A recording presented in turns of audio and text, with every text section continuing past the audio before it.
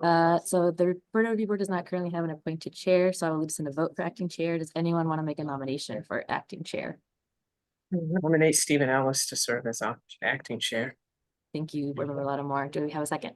I second. Thank you, Board Member O'Malley.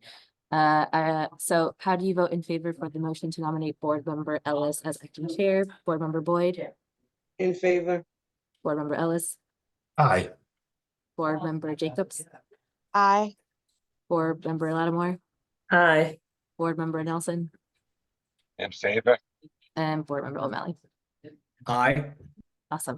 I will now hand the meeting over to acting chair Ellis and share my screen.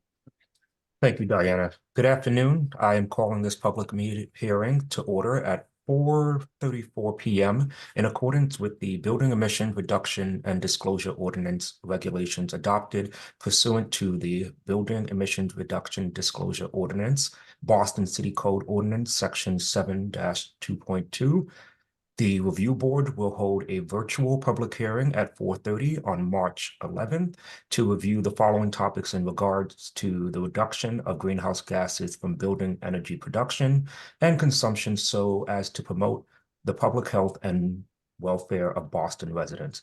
In accordance with the Commonwealth of Massachusetts Executive Order suspending certain provisions of the open meeting law, we are conducting this public meeting online. To ensure public access to deliberations of the BERDO Review Board, the public may access this call through telephone and video conferencing.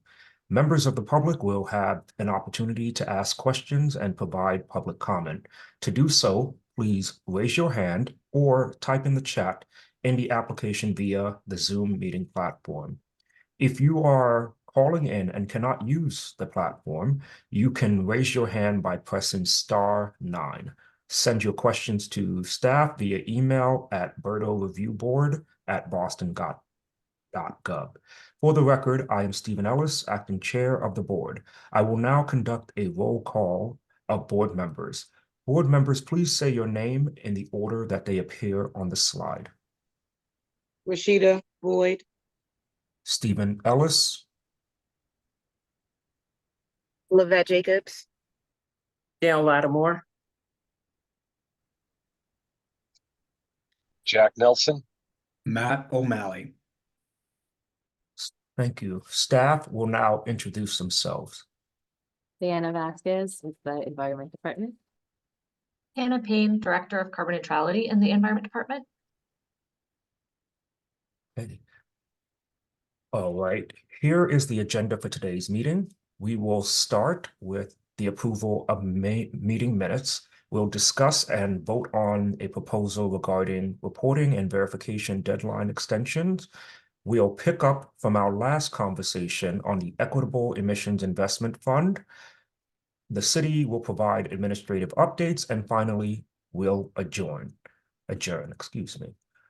So the first item on the agenda is approving previous minute meetings. So before we get there, I would like to first ask, in order to approve the previous minutes, are there any questions or comments regarding the meeting minutes from February 26th?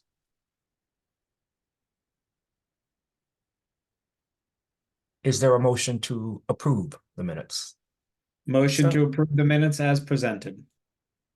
Seconded. All right, is there a second? I've heard the second. On the motion to approve the minutes, board members will now say in favor aye or show their hands. So please say aye or raise your hand. Aye. Aye. Aye. I wasn't present. Board members who wish to abstain, please say abstain. Abstain. I wasn't present. Okay. And board members who wish to oppose, say nay. I believe the ayes have it. Okay, so that motion passes. The second agenda item is to discuss excuse me, I've got to go to the slide here, the procedure for BERDO reporting and verification extensions. So I will now turn it over, excuse me, one moment. The forum is open this year and the deadline to report is May 15th. For certain building owners, the ordinance lays out a process that allows the review board to grant extensions. The city will present their proposals for how we will go about this, and I will be turning this over to Hannah. Thank you, Board Member Ellis. Good afternoon, everyone. Excited that it's still light out while we're having this meeting. Spring is coming. So today I'm asking for the review board's decision on whether you all would be comfortable with having BERDO staff make administrative approvals for approving extensions for reporting and verification. So per the ordinance, the review board shall develop a procedure for establishing alternative reporting dates for building owners who supply timely notification of extenuating circumstances. The regulations further clarify that a request must explain the extenuating circumstances that make an owner unable to complete their report or third-party data verification by the deadline and must be submitted prior to the application deadline. Such requests must comply with any procedures created by the review board, and the review board may grant a request for an alternative reporting date and or third-party verification deadline for a period not to exceed 6 months. So in summary, the ordinance and the regulations put this process in your hands. If you can go to the next slide. So just some context that I think will be helpful for the review board is that the annual reporting deadline is May 15th. That is the same for this year. So all building owners need to report their 2023 energy and water data by May 15th. In the past couple of years, we have granted extensions granted extensions to all who requested them in the past 2 years because the ordinance was updated in 2021. There was, so in 2022, reporting looked really different. And then last year we made some changes again. And so because of that, we granted extensions, kind of blanket extensions to anyone who asked.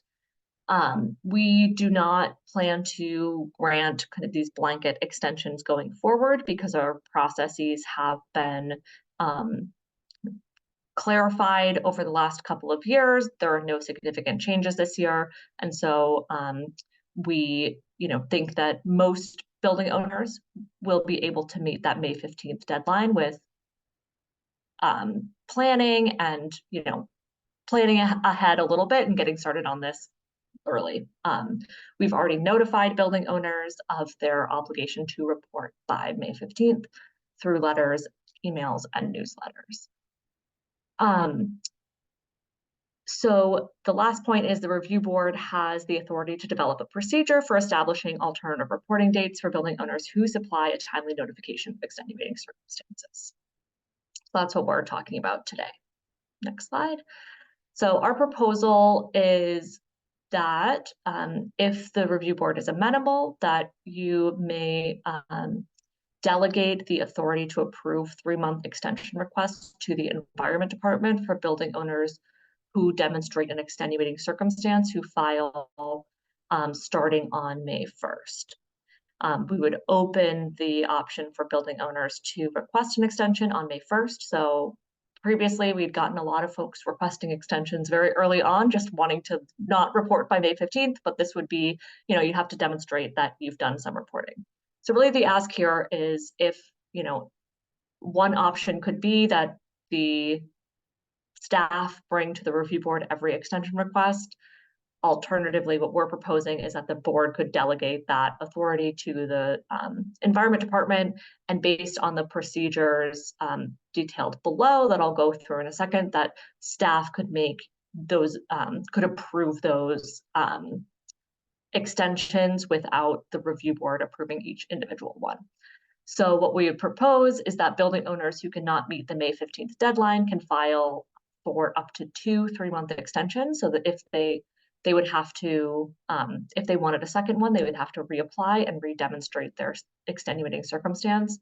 And the extenuating circumstances that we would approve for extensions would be, first, despite receiving a timely request, one or more utility has been unable to provide the necessary data. And assistance in obtaining the data has been sought from the BERDO team, and communications with the utility have been documented. So that in this case, we would ask the owner to email us to let us know that they've been having trouble getting data from the utility.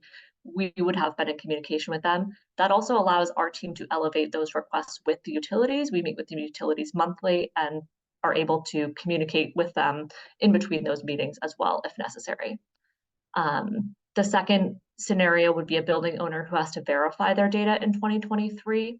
So this would be, verify their 2023 data. So they would be newly covered this year. So there are some buildings that are newly added to the covered buildings list, and they would have to verify their data this year because it's their first year of reporting under BERDO. In this scenario, we've experienced in the past during verification years that sometimes a building owner will complete their reporting, send it to a verifier, and the verifier is unable to complete their work by the May 15th deadline. If they're able to document that and provide an estimated date when the verification would be complete, we would grant them an extension. And finally, if a building owner is waiting for information from the BERDO team that is necessary to complete reporting, and that has been documented and those requests were made in a timely manner. So this may be a request for consolidating BERDO IDs or guidance on how to report something. If our team makes every effort to respond in a timely manner, but if something slipped through the cracks or we aren't able to get a firm answer in time, we don't want to penalize any building owners for our team being delayed. So that would be the third option. We have left an option for other circumstances. As a catch-all, I think we would keep them in line with these types of circumstances where they've made an attempt to complete reporting and there's something that is holding them up, and that they've been in touch with our team, that we may grant extensions for other circumstances that are aligned with that. So these are also, I will just share, in line with what we approved last year through the extension request process. Next slide. So the proposed process would be the owner would be able to file an extension request through the BERDO reporting platform, which is run through Touchstone.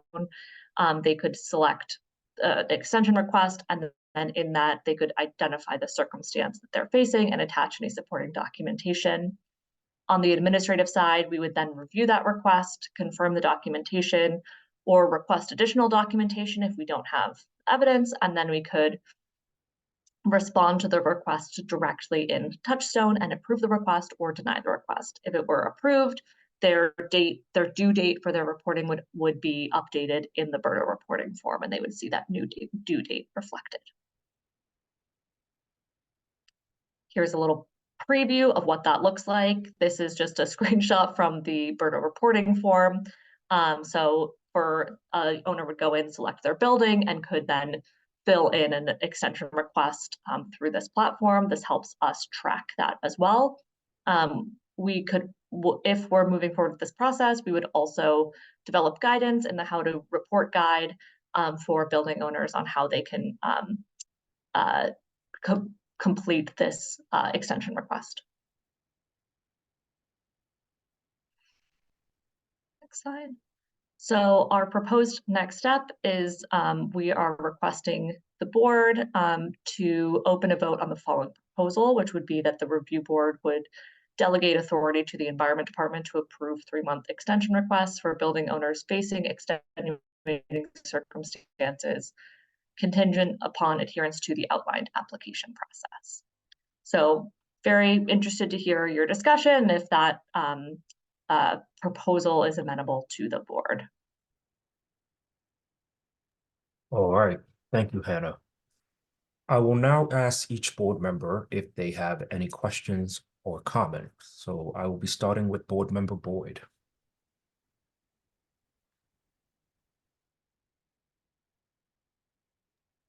Sorry, no, I'm still looking at it a little bit, so I don't have anything to say right now. I'm just, Oh.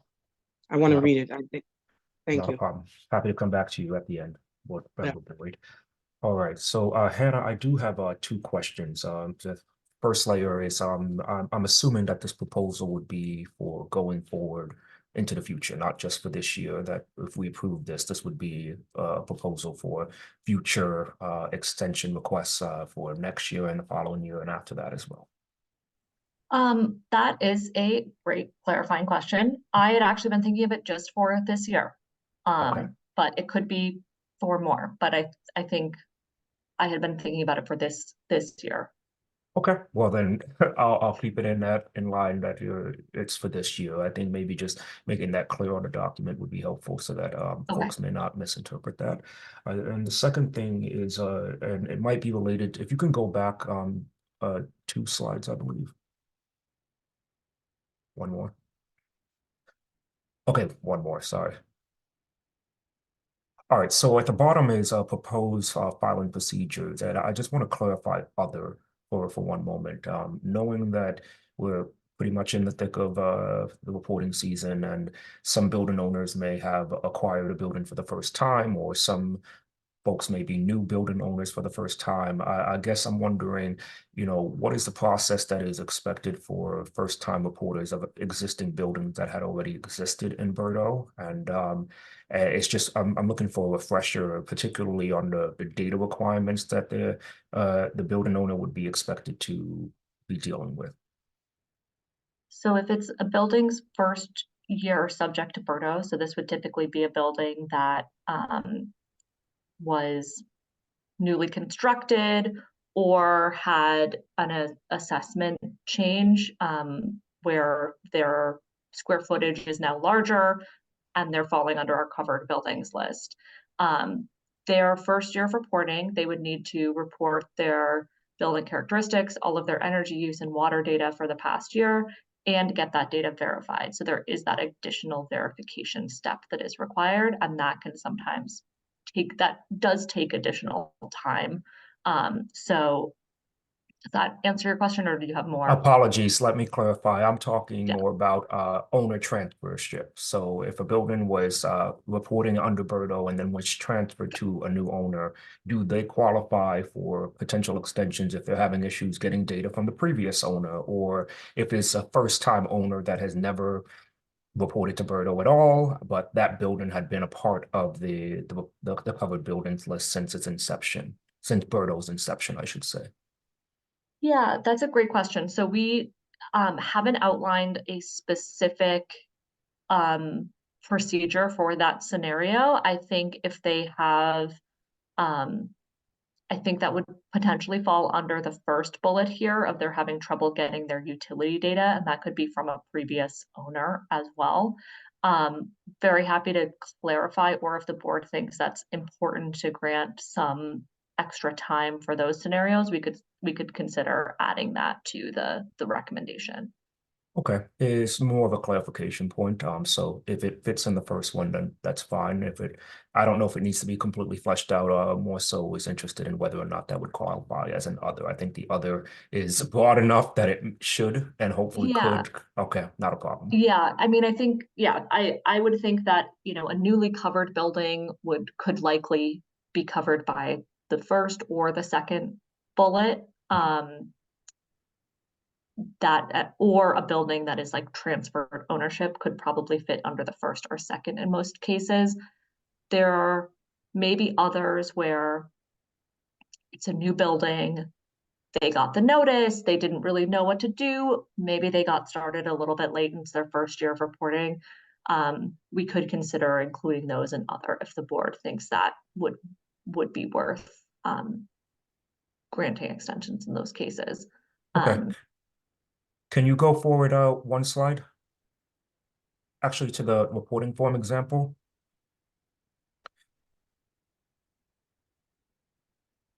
All right, so it's just reminding myself that the folks do have an opportunity. If they click other, they can explain their circumstances. So there's just a qualitative section. All right, I think I'm fine for right now. I may not see a complete need to absolutely do that, but transfership can lead to some uncertainty in the future. That was my main reason of bringing that up. So I'll pause for now and I'll turn it over to Board Member Jacobs. Thank you, Board Member Ellis. I don't have any questions at the moment. I'm just reading and following along. Thank you. All right, Board Member Lattimore. Thanks, Interim Chair Ellis. I have a couple of questions.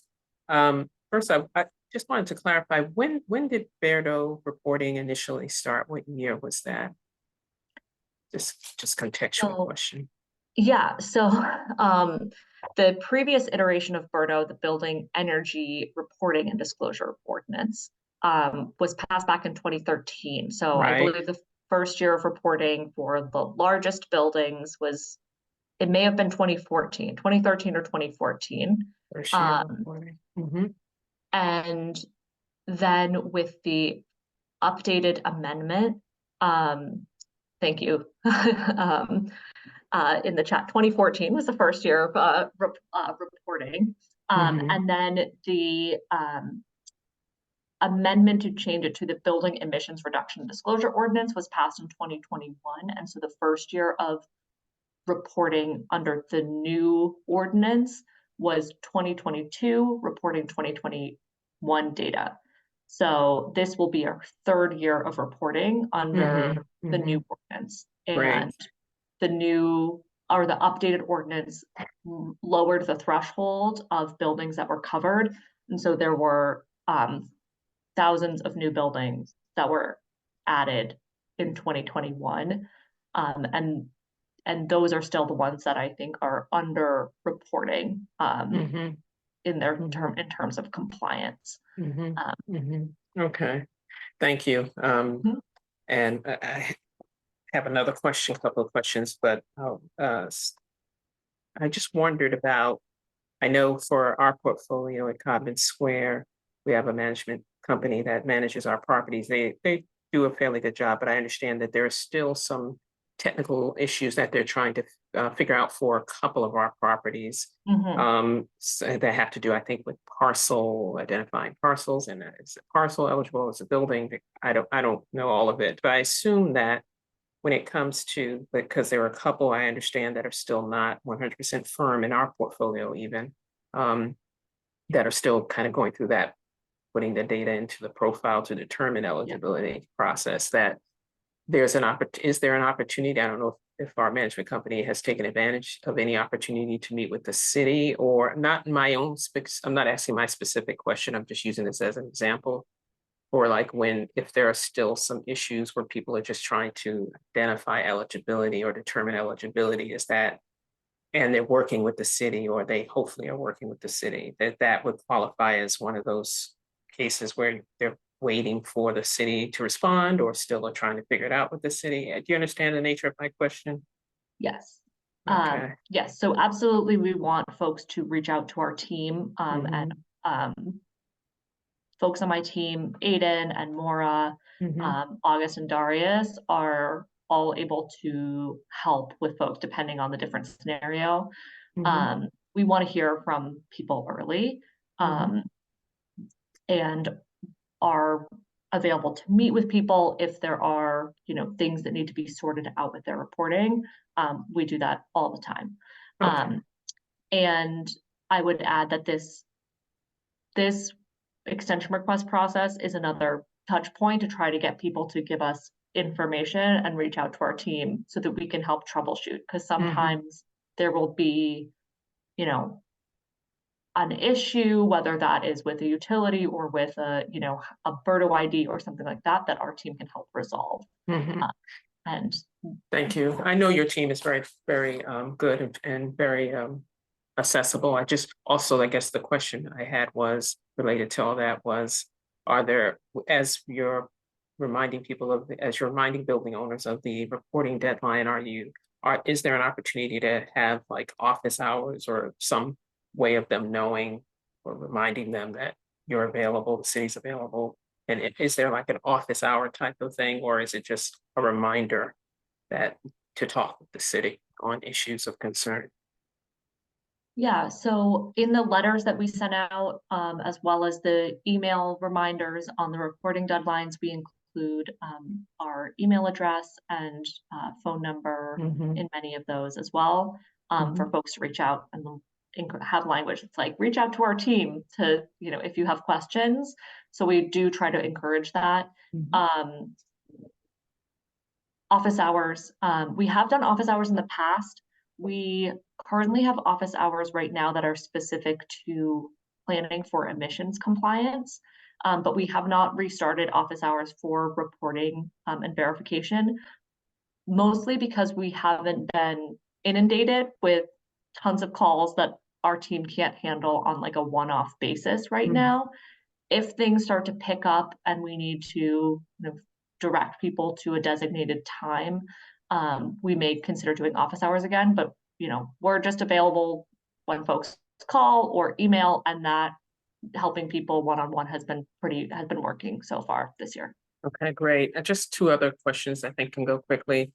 With the online mechanisms for requesting an extension, I'm making an assumption that some people may not be good with online, some of the smaller owners, and so I'm wondering if there's a non-online approach, and if so, at requesting extensions, but not only extensions but other things, and if so, what the thought process has been for that. I know most people are wired these days, but there may still be some who are not.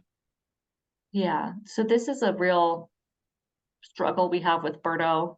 In like overall, it is really complex and requires a lot of data. So the reporting does need to take place online, but we're finding ways to help people. So we have our free reporting and data verification services that we're offering to building owners who are under-resourced and need additional help. So some of the folks who have called our team and have had trouble with computers, like, are not as familiar with that aspect of it, we're able to get them third-party help. For this extension request, it is on the online form so that we can keep track of it, and that will help our team also not lose things in the shuffle. But if there's someone who calls and is able to provide this information on the phone, we can probably help them file that extension or walk them through the process to file it. Our team does that all the time as well. And I'm wondering if for those that have not been compliant for reporting over time, if there's any pattern or any, just the demographics, meaning like, is it mainly the very, like the smaller of the building owners, or, do you have a sense of that? This just makes me wonder if some of the technology issues are part of the problem, but do you have a sense of like just the non-compliant reporters and what their demographics look like in terms of building size, ownership size? In terms of building size, in general, they tend to be the smaller buildings that were newly covered by the 2021 ordinance. So smaller in size and tend to be like buildings that aren't covered, like that aren't part of a larger portfolio of like a large building owner in Boston. So like might already have known about BERDO and all of that. I think there's twofold. I think one is getting in touch with folks is challenging. People may not have heard of BERDO, even if they get the letter, they're like, what is this? And then disregard it. And then I think there are some real challenges for some building owners in terms of accessibility of BERDO is really complicated, and it gets overwhelming. And so our team is talking to those people, really engaging them in a really great way, but they have to actually reach out first. And I think there's sometimes a barrier there as well. So no, I can appreciate all the work that the city is doing. I know the staff is very diligent with all of this. I just wondered about other ways of reaching some of those folks, if there's any way to think about. I mean, I know community-based agencies tend to be overwhelmed to begin with, their capacities tapped, but if there's a way, either through some of the various IRA resources that the city might be going to try to maybe fund some of the community-based organizations who may know tenants that live in the building, who may be able to get more in touch with owners and that kind of thing. Just a thought, and trying to break through some of the smaller owner challenges, so to speak. Not all of them are challenged with IT. Some of them may just be ignoring it, but some of the mom and pop types may need some additional community-based outreach. So just a thought. And then my last question is on the verifier. Can you give me an example of who a verifier is? I mean, I could just curious, like what? Yeah, can you say like a name of a type? What's a I know what it is, but I'm trying to figure out who is that. Yeah, so in our policies, we have a list of credentials that enables someone to be a third-party verifier under BERDO. It's a pretty lengthy list. So it includes like if you're an architect, if you're a professional engineer, if you're a building operations manager, I think like certified energy manager. So there are a number of different credentials that folks can have. They have to submit their credentials to the city, and then can be a verifier. Okay, thank you. That's all my questions. Thank you. Hey, thank you, Board Member Lattimore. I will now go to Board Member Nelson. Thank you. I just want to say that I understand the need for the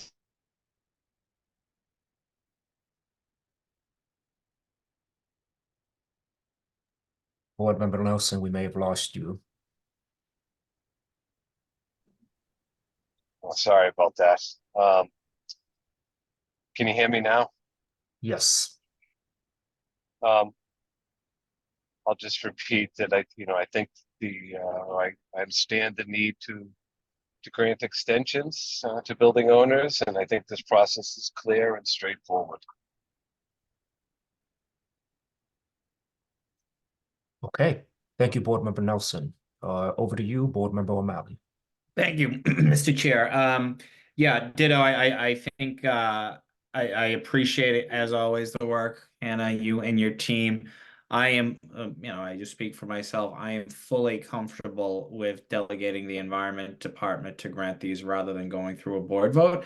I would ask that perhaps at our bi-weekly meetings, you or one of your colleagues, Diana, Hannah, whomever, just alerts us. In other words, this week we had 40 applications for an extension. We granted 36 of them. I don't think we need to get into specifics. We can always ask for more, but yeah, I will certainly be making that motion upon the end of this discussion.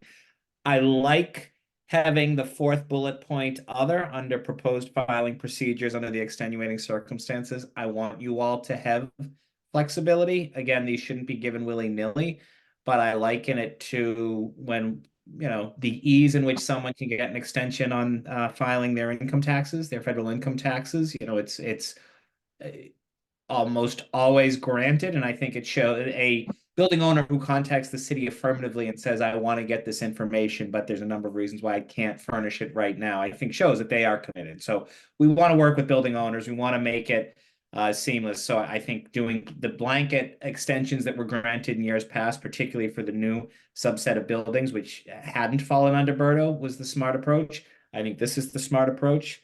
Yeah, I'll be appreciate this discussion. I think it makes a lot of sense going forward.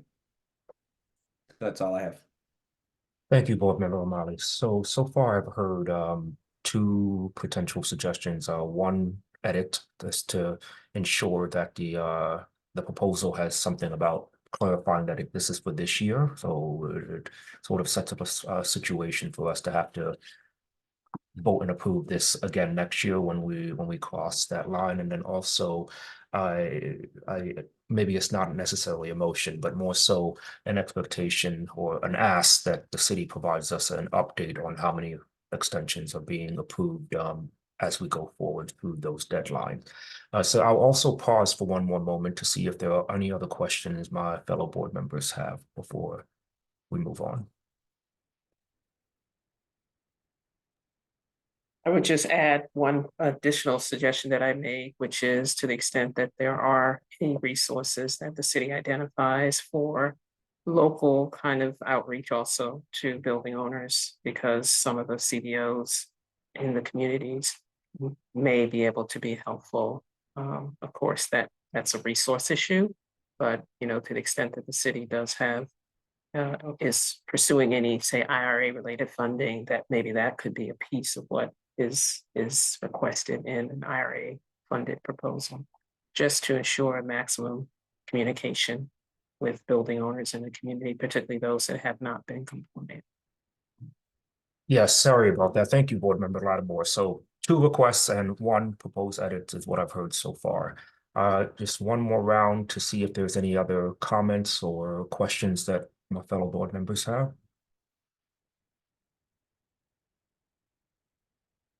Hearing none, is there a motion to approve the city proposal? Motion to approve. Approve. Is there a second? Second. Second, Okay. All right. So on the motion to approve the city's proposal with minor edits, how do you vote, Board Member Boyd? In favor. I will say aye. Board Member Jacobs, Aye. Board Member Lattimore, Aye. Board Member Nelson, in favor? and Board Member O'Malley. Aye. All right, the ayes have it, and the motion passes. Thank you for that. All right, so we are now switching gears to discuss the Equitable Emissions Investment Fund. We'll pick up where we left off last meeting. The Environment Department had presented a draft project evaluation form and application outline. The board asked staff to draft a survey to better inform the board on the types of projects we may want to fund. I will now hand it over to Diana.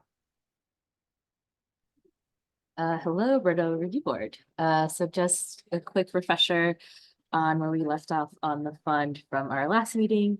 So the BERDO team had presented a draft project application outline to accompany the draft project evaluation form. During that hearing, there seemed to be a little bit of consensus around the want to kind of understand from building or potential applicants what kind of projects they would be interested in, if they are interested in applying for the fund. You know, are they in more of a scoping kind of phase? Are we thinking bigger, more, you know, deep retrofit kind of projects? And so it was requested from the board that we draft a survey and kind of see if it's just kind of have reactions to it. And if so, we could then release all 3 of those items together to get a better understanding of what potential applicants are looking for. So we did draft a survey.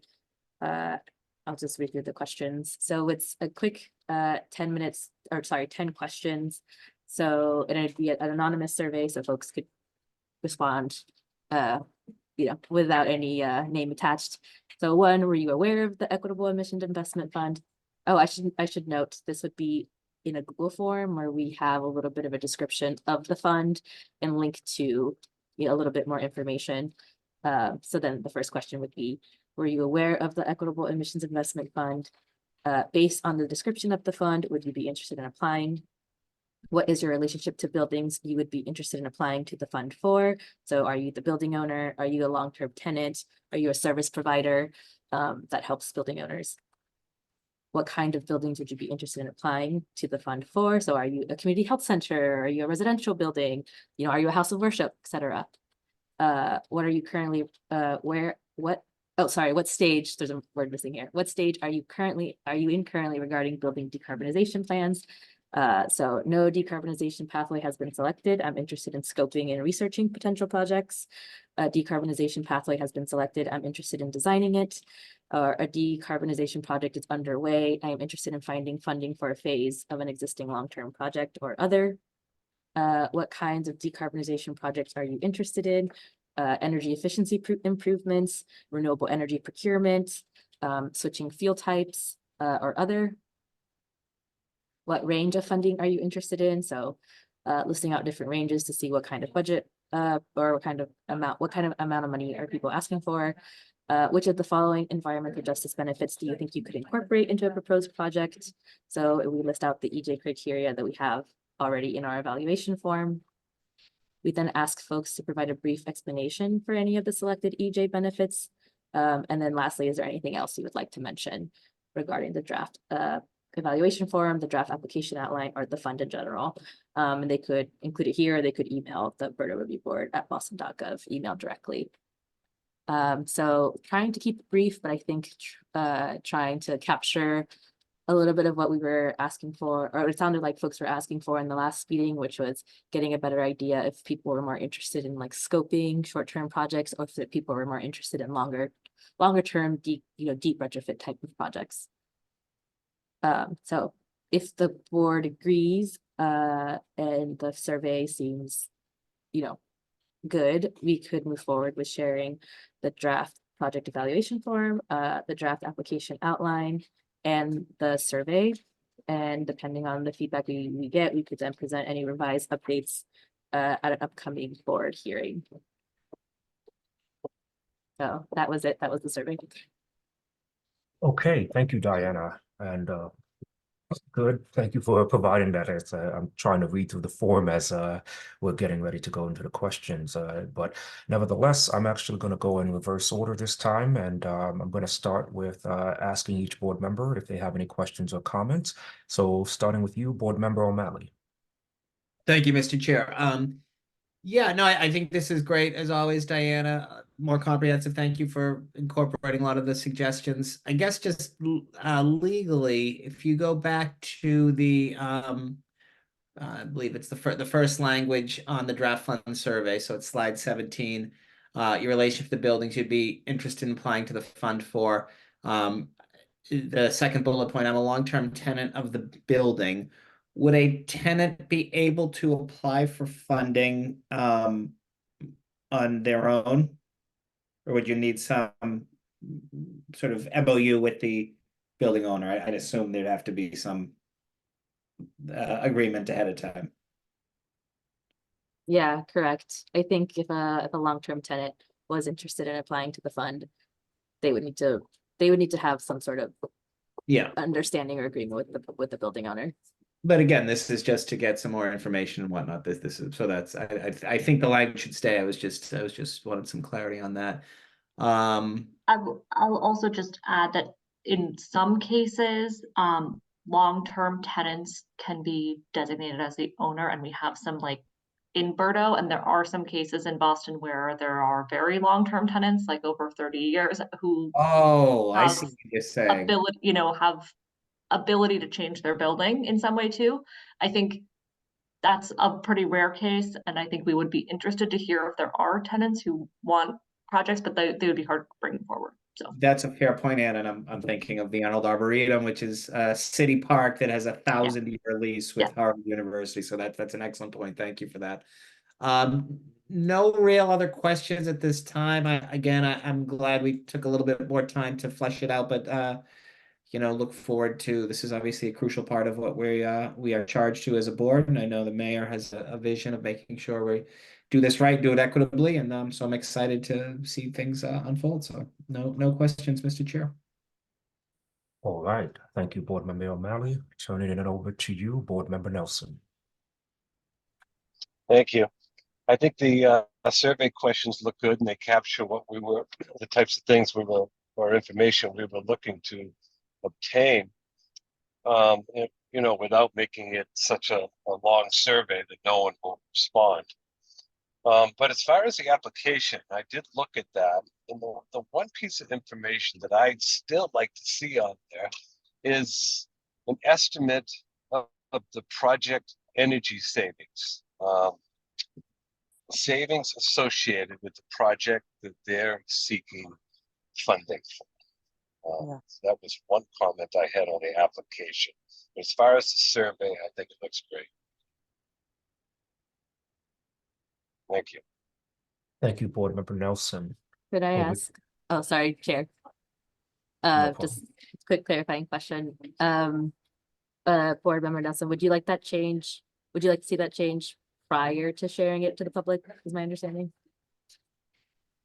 Not necessarily, but I think in the end, when anyone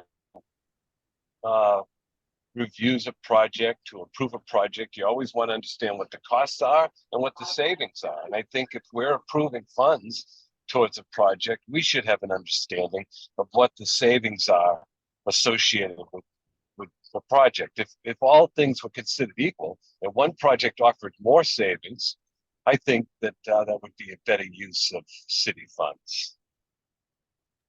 Okay, got it. Thank you. No problem. And thank you, Board Member Nelson and Diana. Over to you, Board Member Lattimore. Thank you. On the survey, not too many questions.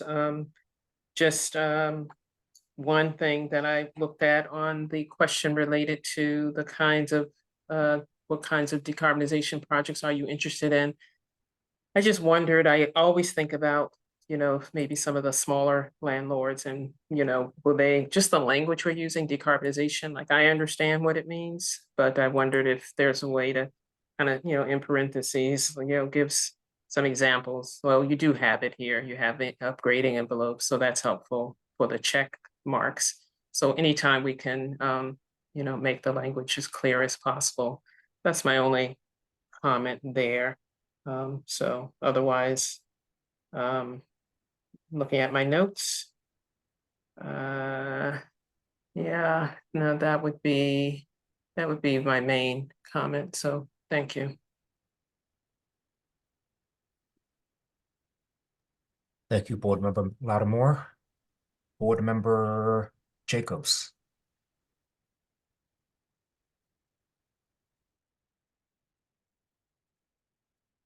Sorry about that. No questions at the moment.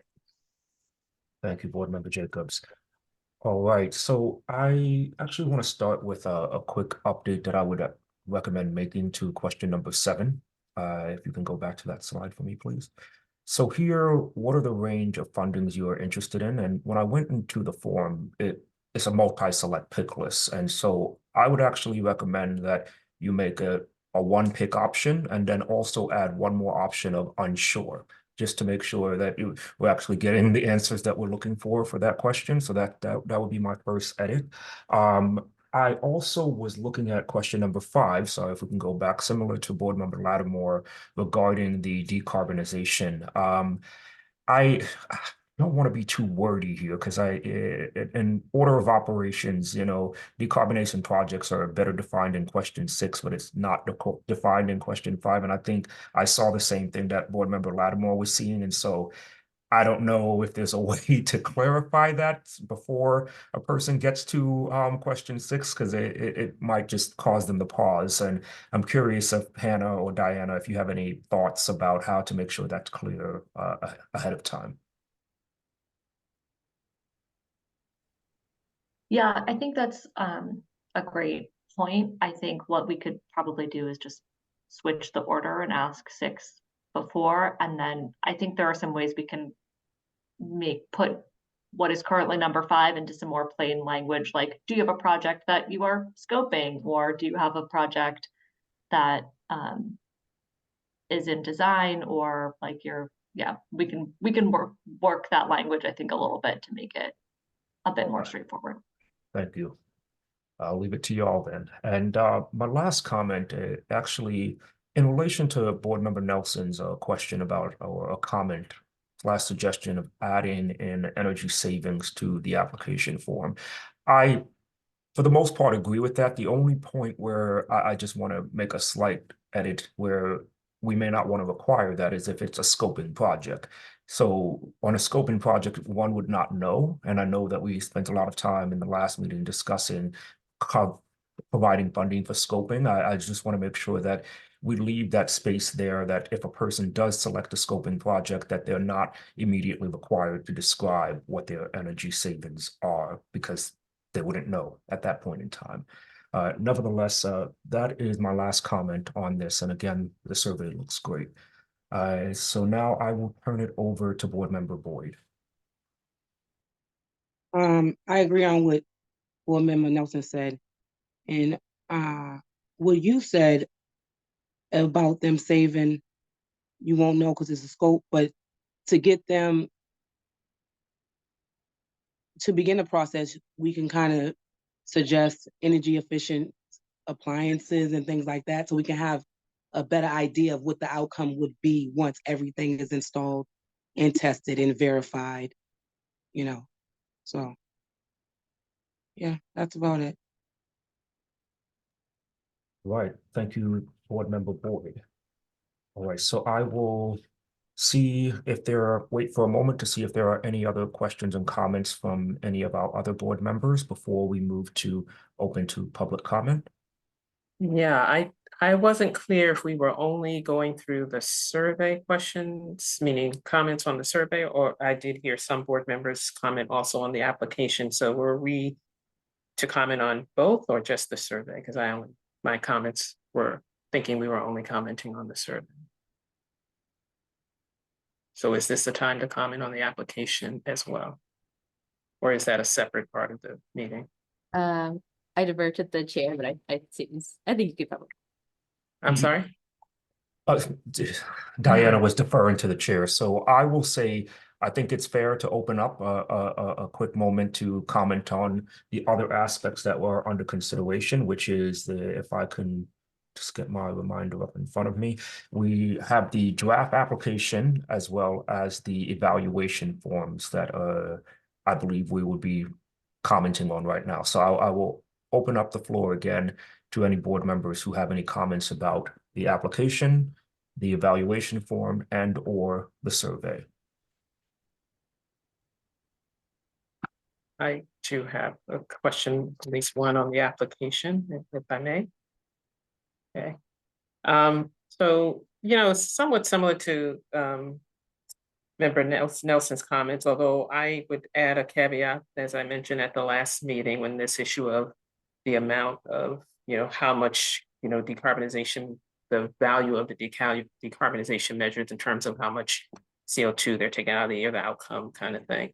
That I would also say that that's an important factor. However, I personally would favor and think that the board should consider, even if there's a lesser impact in terms of emissions reductions in an environmental justice neighborhood, that would, to me, kind of be also very important that we factor in EJ communities, getting the benefit of these resources, even if the emissions reductions aren't as substantial as in a non-EJ community. So I just want to put that on the table for consideration, that we be open to not just the numeric kind of perspective, but the equity perspective as well. The other issue that I wanted that was my comment in response to that issue, but on the application, somewhat related to Member Nelson's comment is, how we will know, I didn't see in the application, how we'll know if there's enough, if the building owner has enough resources, financial resources to actually, in addition to what the BERDO may give, the emissions fund may give, there probably will still be a gap, right? We probably may not be able to fund 100% of someone. So how will we know? I know there's a question that kind of gets at it, but it little obtuse, great questions. But how will we know if the owner has enough resources to finish, financial resources to finish the project after that we are giving the BERDO funds? So don't want to get into people's personal financial situation, but it kind of gets at the issue of, completion of the project, and then, as Chair Ellis said, measuring it afterwards. But right now, just how do we know? How will we know based on the application if there's enough financial resources all the way around? I know it asks, are you going to pursue other things like IRA funding or, et cetera, but I'm still not sure if that will get at, do you have enough resources to finish a project? So should that be a question, I guess, is what I'm asking. That's my comment on the application. And on the evaluation criteria, I under the labor and workforce development pieces, I just really want to see and push to see if we can add the MWBE utilization to the highly advantageous, like it's like, okay, so what, yeah, what does that mean to be highly advent, that you're just hiring a lot of people, or are you also having a layer of, having folks think consciously about, oh, I get more credits, significantly more credits if I am hiring MWBEs. I know we had some conversation earlier in earlier meetings about, having the city's attorney clarify for us kind of what we can and cannot, but that for me is something that I would ask, if we could figure that out and have that be somewhere in the evaluation criteria, because maybe I'm missing it. I don't see it showing up. And I know we've talked about that in the past. So that's the, and then clearly defined in the evaluation form. If, what is the definition of clearly defined? Is it like, so I clearly defined it, but like, did you clearly define it? So are we talking about some kind of evidence-based clarity, or are we just talking subjective about clearly defined? Because that's what's said in every category, and I just wondered about that. And then generally speaking, I just wondered if it was going to be a huge demand for non-BERDO eligible buildings for this fund, and and how, if we could prioritize BERDO eligible buildings for this, and then what the PR implications of that might be for the city, I don't know. But so those are all of my questions on the various documents. Is that clearly defined language, the MDE utilization language? I even looked at the energy justice piece and thought, okay, it's kind of defined, but is there a way we can kind of add like vulnerable populations, like low moderate income people, to the energy justice and the climate resilient pieces, because they're pretty broad right now. And low moderate income communities, particularly communities of color, have been the ones that have been disproportionately, historically, and currently impacted by these issues. But I don't see it showing up in any of this in a way that I think is clear. So the question that I have is, can we bring some of that language into the application, the evaluation, or at minimum the evaluation form? And are we providing the evaluation form to people as part of the application process, or will they know how this is going to be scored, how their application is going to be scored by having access to the evaluation template? Lots of questions. I mean, a lot of comments, but I really want us to think about that, like, okay, I checked the box, it's clearly defined, but what does that mean?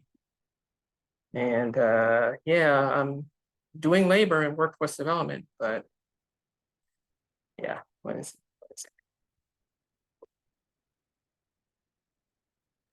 Thank you, Board Member Lattimore. So Hannah or Diana, I'll give you a moment to respond. There's quite a few different things there, but I'll pause for a second.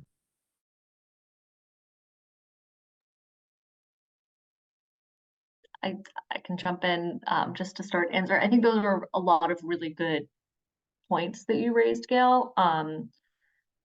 We can definitely, part of this process is getting feedback from the board and from other members of the public on updating this, so it's certainly not final. I think similar question to what was asked before is if you're comfortable with us sharing the draft as is, taking in your feedback but not updating it before we send it out, or if you'd prefer that we make some revisions before we share it publicly. I mean, I'm fine personally either way, but I think that we should double back to these questions if they don't show up in the comments. I think it was a great job that you all did. I consistently feel that the city's staff are doing an excellent job, and I'd like to see these equity lenses inserted wherever we possibly legally and otherwise can insert them, and being clear so that it's not like, okay, once again, we're releasing monies, but we don't get clarity on how it impacts the folks who are most impacted. Absolutely. Yeah, I think, or Diana, do you want to jump in? Oh no, I was just gonna add, I think, Board Member Lattimore, you bring up a good point, and I think something that isn't maybe as explicit, maybe we could just add it in the draft evaluation form. Is the language in the ordinance, I want to say, or the regulations that say, the fund needs to prioritize one, environmental justice populations using the state definition, and communities disproportionately impacted by air pollution. I don't think the project evaluation form makes that maybe abundantly clear to someone who's reading it for the first time. So maybe we could, maybe not before we share it well, I don't know. Maybe we can add it before we share it publicly, some sort of line that mentions. And then maybe we can link to it the definition of the state's definition of environmental justice population. Because it's, it's a number, it's like 4 different criteria, and I think that might help explain what we mean when we say environmental justice population. And then for the like clearly defined, like the like what is clearly defined, I think you're right in that it's a little open-ended, and I struggle with this as well. I've in the making of the evaluation project, I checked in with different city staff who also do different granting kind of programs. And I think a takeaway or like a recommendation they had is giving whoever reviews the applications for funds some wiggle room in that regard. Just because it's hard to say, like, if you get 4 points if you do this and 3 points if you do this, because then like when it comes to reading projects, it's hard to say, like, you only got 19 out of 20 points, therefore you don't get it. Like it's hard to kind of have like a cutoff when you do like kind of like this like a more quantitative approach. So I think we can, maybe we'll see what the public says. Maybe if they actually if they have some good ideas on how to like more clearly define that, I think maybe we can incorporate that and keep an eye out for some suggestions on that. Thank you. I appreciate the, consideration, and thank you. Thank you, Board Member Lattimore, Hannah, and Diana. I want to open up the floor again in a second, but one of the things that I'm hearing coming up over and over is issue with language, and I think that's going to be something that most of us are going to have to go through several iterations to find the right words for some of these things. But I do look forward to making sure that we are able to circle back on these notes that we're discussing right now, even after we have that 3 or 4 week, I can't recall how long we were discussing, but 3 or 4 week time period, that we see some aspects of these notes represented in the city's presentations about what updates they're making to the form. The last thing I will say, I'm sorry, not just the form, the applications as well as the survey. The last thing I will say is, Diane, I do believe on the form that I'm seeing, and I just want to get a point of clarification. Are the Word documents or Google Docs that you have shared with us what you intend to put out to the public? Okay, I see you nodding. So I do see that the definition of the what is defined there. So it's defined on the first page. So just want to let you know, I see it there. So it's there. Just wanted to call that out. All right, so one more time, are there any other questions and comments from other members of the board before we go to public comment?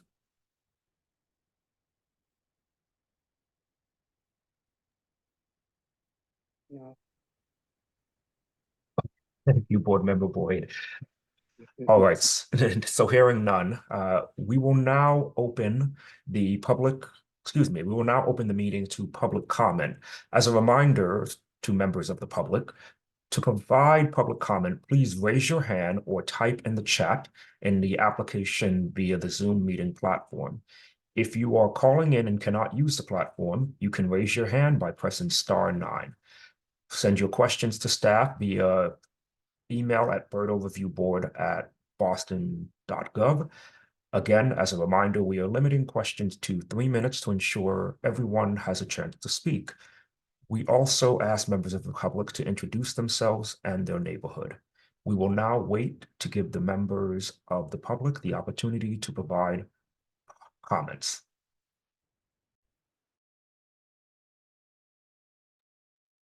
All right, I see one hand up, and please forgive me if I'm pronouncing your name wrong, but Rashia?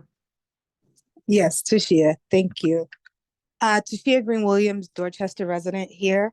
I wanted to piggyback on what board member Lattimore said, and I did hear your response, Diana, that it's not completely possible to rate, but is there a way that this board can ensure that the communities who are most impacted are receiving this funding?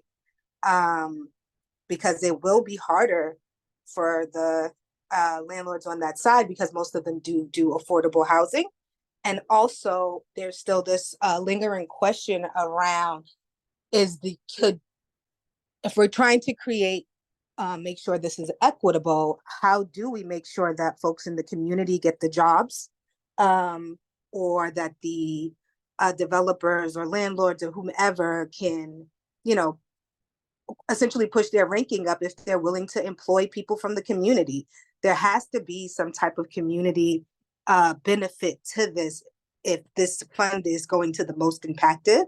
And so I think that there needs to be maybe this body meeting to actually discuss that more and flesh it out, because I feel like that's really important, because it's going to be easier for companies with more money to meet the criteria of getting the money, because they have people to do the writing, they have people to do all the checking off and the marking and doing those things, but none of that will touch back into the community. And so really wanting to uplift what board member Lattimore said around how do we make sure that the communities who have been the most impacted actually benefit from this from the beginning and not an afterthought. And then the question around how are we ensuring that these projects are getting finished if they're only getting a certain amount of money? How do you know that somebody's going to be able to finish the whole thing? I know that it's been talked about that the BERDO will be a light touch in this beginning phases. It's not going to be, a full retrofit, but how does that happen? And how do we make sure that this money stays into the community? Thank you. Hannah and Diana, I want to give you a second to respond, and then I have a comment afterward.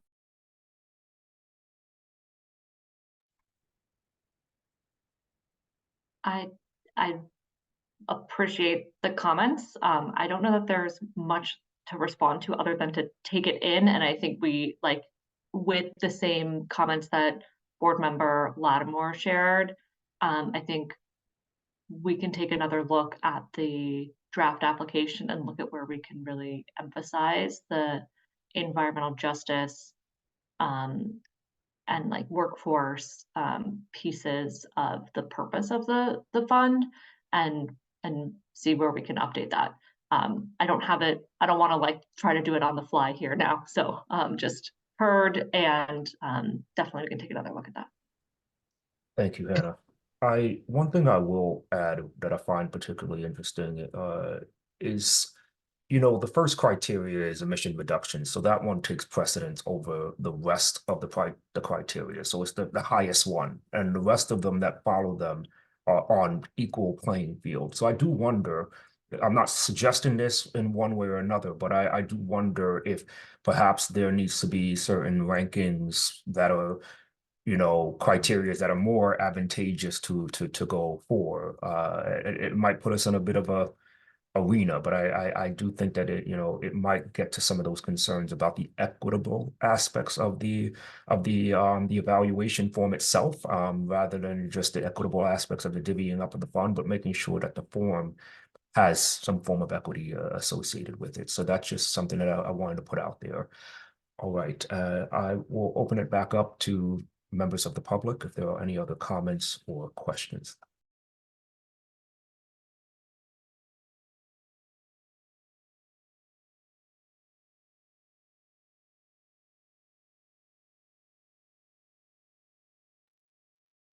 Here, if there's sorry, I never remember how to raise my hand on here. So just one comment. Go ahead. As a reminder to the board as well, the board does have some discretion to, kind of choose a theme for an application cycle. So for example, if this year the theme is like, we're really interested in the decarbonization part, yeah, does have to happen. That's a requirement.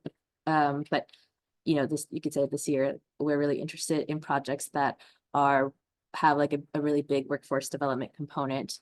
Or this year we're really looking for like affordable housing, those kinds of things. Obviously, this will be our first application cycle, so I also think we're going to be learning a bit together, but that is something that the review board does have discretion over if there was something that would help focus the application cycle this year.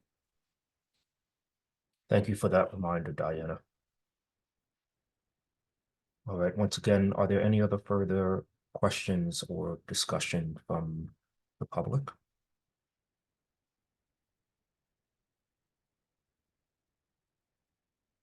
All right, hearing none. Diana, I do need a point of clarification here. Are we expected to vote to approve to allow this to, be put out to the public? I'm not really clear based on the script what the next steps here are with respects to putting this out. Yeah, so this doesn't have to be a formal vote. Just I think general consensus from the review board. If the review board is comfortable, we could share all three things. So the application outline, the evaluation form, and the survey to the public. And the BERDO team, will do that through our newsletter, our website. We maybe would ask the board to help share as well.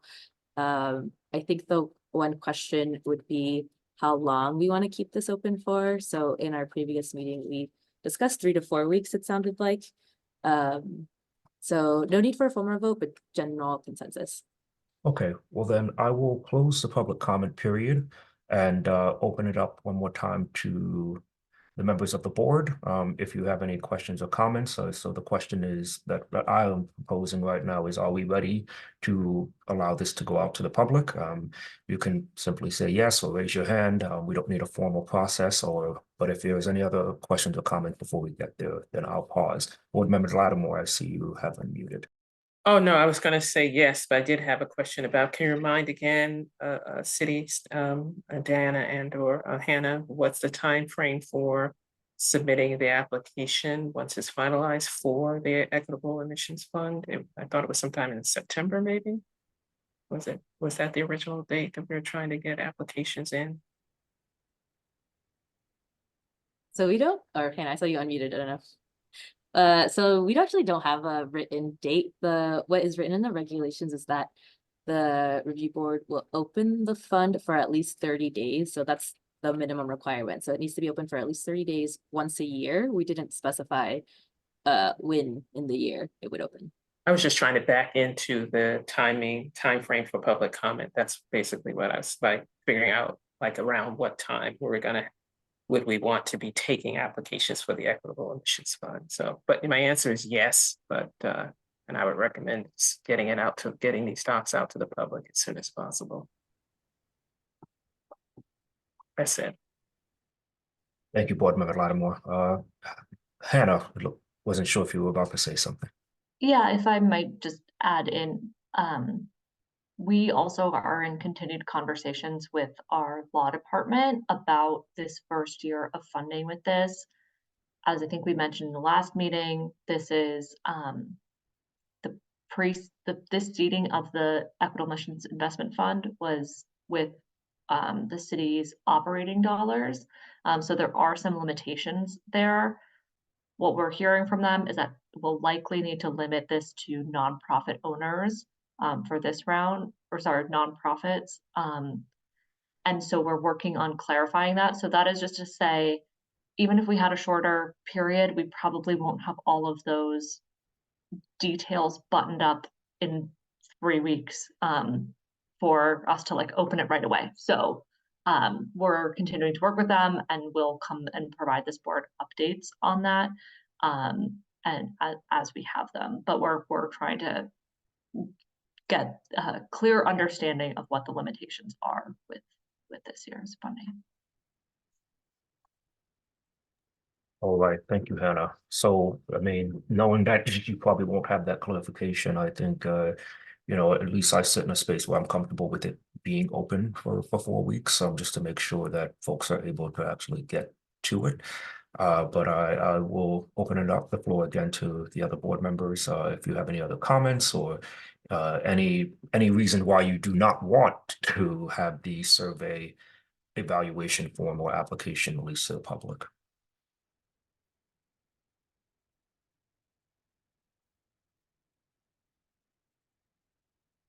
All right, hearing none, I think Diana and Hannah, feel free to release it to the public.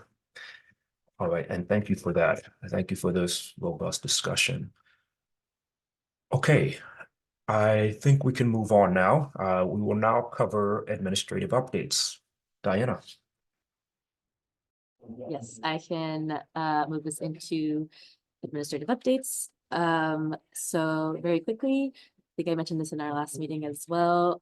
Councilor Coletta is the new chair for the committee for the Environmental Justice City Council Committee. We had to reschedule our onboarding with Councilor Coletta to later this month, so we'll provide updates following that meeting when she is able to start joining us, or her designee, during our review board hearings. I also wanted to mention that the nominations form has closed on Friday. So former board member Palmer Dunning left for a new opportunity in DC. And so we have an open seat that needed to be nominated by a community-based organization. We received, I said 4, but it's 3. We received 3 nominations from the following list. So Community Labor United, Jamaica Plain, and DC, the Neighborhood Association of the Back Bay, or Neighborhood Association of the Back Bay, New England United for Justice, Pierce Park Sailing Center, and Reclaim Roxbury. So next steps for that are that these nominations then get sent to the mayor, and the mayor ultimately has discretion over the seat member, the new review board member. But yes, so just wanted to give an update to folks here that we will soon hopefully have 2 new members in a full board again. Thank you, Diana. Just out of curiosity, you may not have the answer already, but is there a particular timeline where you think the mayor's office how long it would take before the mayor decides? Just out of curiosity. No, that's an excellent question. I don't know. Hannah, do you have any? I don't have a specific timeline, but I'm motivated to get the seat filled. So try to move as quickly as possible, but I can't give you a specific timeline. Not a problem. All right. I don't know if we typically do any questions during this time, but I'll open it up just for one last second if there's any questions about the administrative updates or comments from the board. Okay, hearing none, is there a motion to adjourn this meeting? So moved. Moved. Is there a second? Sounds like Okay, hearing that motion, on the motion to adjourn the meeting, board members in favor say aye or raise your Aye. hand. Aye. Aye. Aye. Board members opposed say nay. Hearing none, the ayes have it. The motion passes. This meeting is adjourned at 5:51 p.m. Thank you all. Thank you. Uh, Bye. Bye. Be safe. Thank you. Thank Have a you. good Thank one. you. Bye-bye.